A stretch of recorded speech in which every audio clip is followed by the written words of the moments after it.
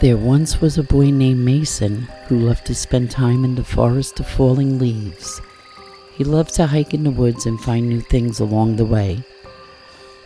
One day while hiking, he stumbled upon an old book. It was made of old leather and tightly closed with straps and buckles. Mason was delighted with his new find and sat beneath the mighty oak tree.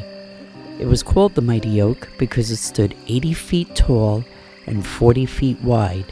And as legend has it, there is a secret door in its trunk that leads to a magical place that no one has yet to find.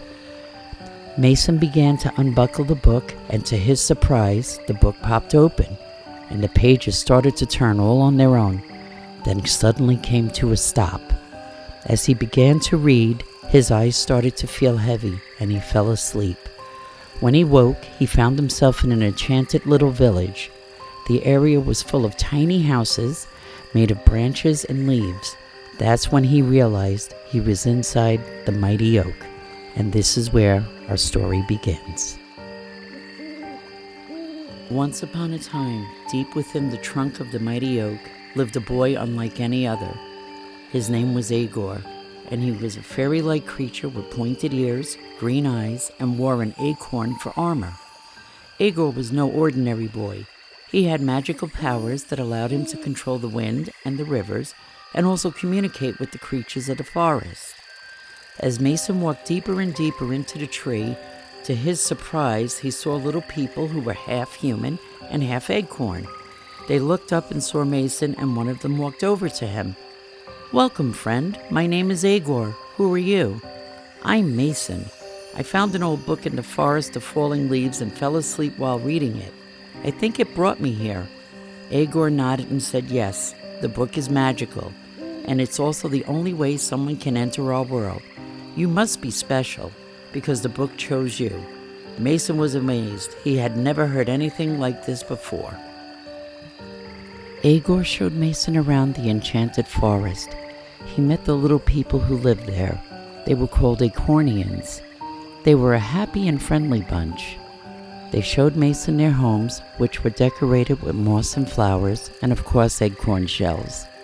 The street lights were made of lanterns filled with fireflies that lit up the village.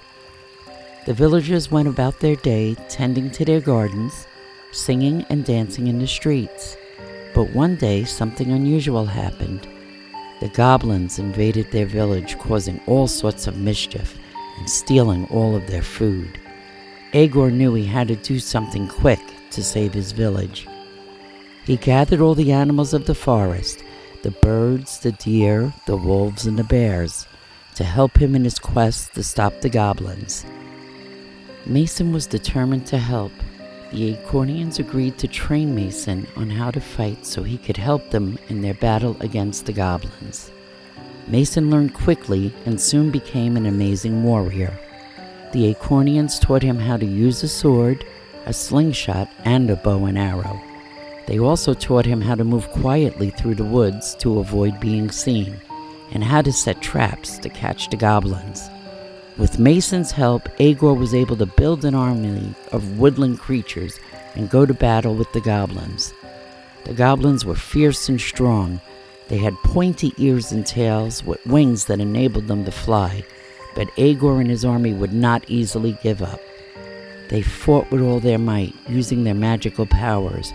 Mason used the slingshot and bow and arrow that they taught him how to use. The battle went on for days, but finally, Agore and his army won. With the goblins beaten, leaving never to return, peace was restored to the forest of falling leaves.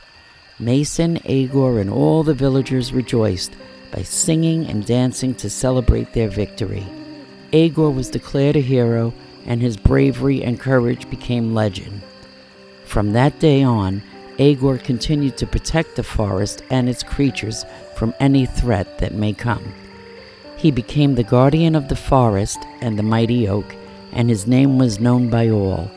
And though he was just a boy, he had proven to be a mighty warrior and a true hero, unlike any other.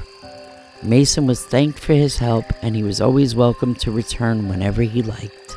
The end.